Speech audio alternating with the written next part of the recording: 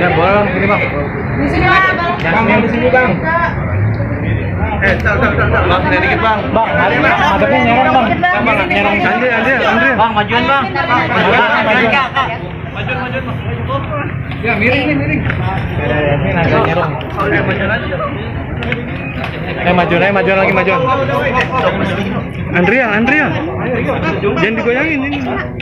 Ngapain? Udah belum nih? Ini ada. Masuk sudah. Kak, gimana Kak sidang perdana hari ini? Ya, hari ini saya masih hormat. Ini jangan ditarik tuh. Saudara Yasmin Tomar Wongkeng hari ini memenuhi panggilan persidangan pertama ya, panggilan karena telah kami ajukan gugatan tanggal 3 Mei 2024. Hari ini tanggal 22 Mei ya, tepatnya kita memenuhi panggilan dari Pengadilan Agama Cibinong untuk melakukan sidang pertama ya. Dari yang kita gugat adalah saudara Aditya Warman alias Aditya Jun.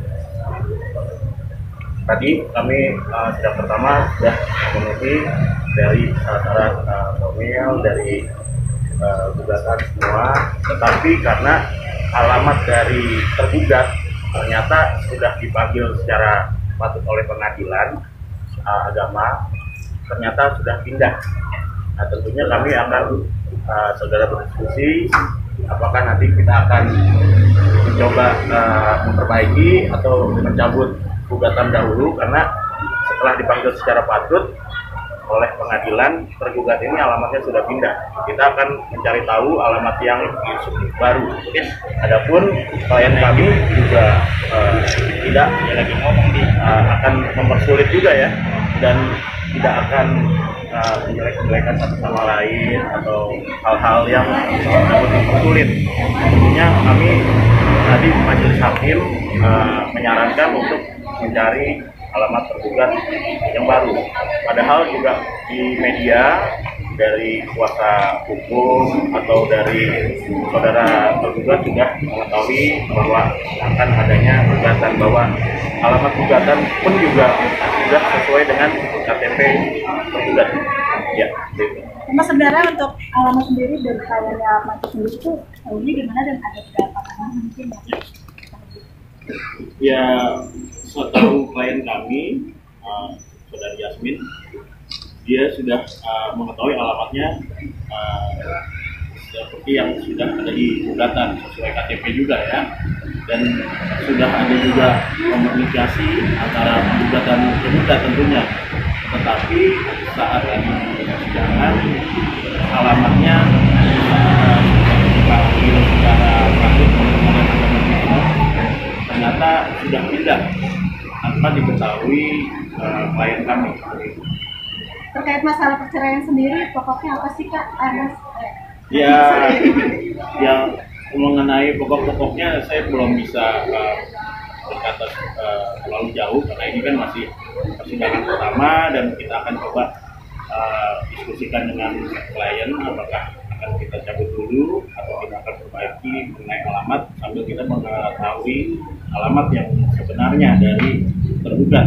Tetapi kalau mengenai alasan-alasan perceraian yang sudah diatur ya oleh pasal 19 PP 9 tahun 1975 junto pasal 116 kompilasi hukum Islam. Di situ menurut saya sudah ada memenuhi syarat-syarat alasan untuk melakukan gugatan perceraian.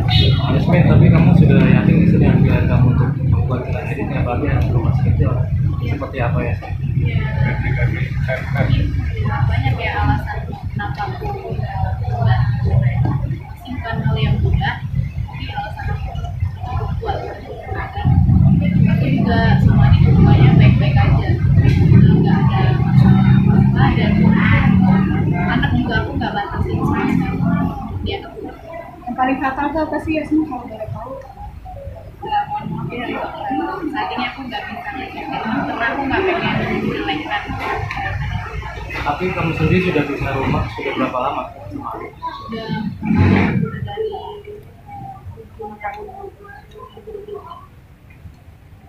Desember 2020. Masih ada komunikasi nggak sih sama adiknya? masih karena kayak aku bilang tadi aku juga nggak kasihan dia buat ketemu anak, pasti misalnya kita akan komunikasi di saat dia pengen. Untuk masalah nafkah mungkin juga benar-benar tidak dimakai. Kalau untuk ya pasti ada ya. Bilang banget. Jadi hari pertama dapat dinaikkan. Ya ini karena masih persidangan awal, nantilah itu masih ada berikutnya kita juga masih belum mengetahui nih alamat sebenarnya yang ternyata sudah pindah ya dan tidak memberitahu gugat juga. Dan kan kemarin saya lihat dari yang bersangkutan juga sudah mengetahui dari gugatan ini dan masih suka WA-WA juga kan, tapi tidak memberitahu ya. Tanya masalah alamat ke Adit ketika WhatsApp.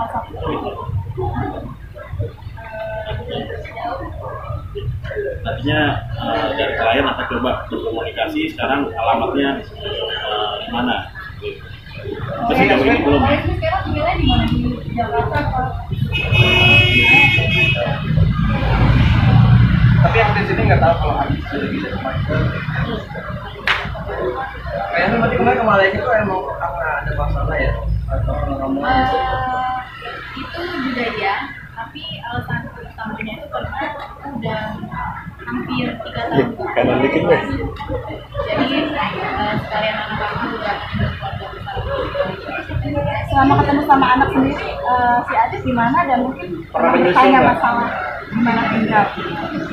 Sama ketemu anak itu gimana dan mungkin pernah bertanya masalah tinggal. Kalau ketemu anak itu pastinya yang dekat dengan aku ya, kayak tapi tergantung juga kadang-kadang yang aku kayak bikin mall gitu yang ya antara kita berdua lah titik tengahnya. Mungkin dengan tidak memberikan alamat, dia tidak ingin berbicara dengan kamu terus terjadi. Kita tidak bisa berandai-andai ya, coba nanti coba kita komunikasikan dan coba tanyakan mungkin dari prinsipal langsung kepada gugat ya.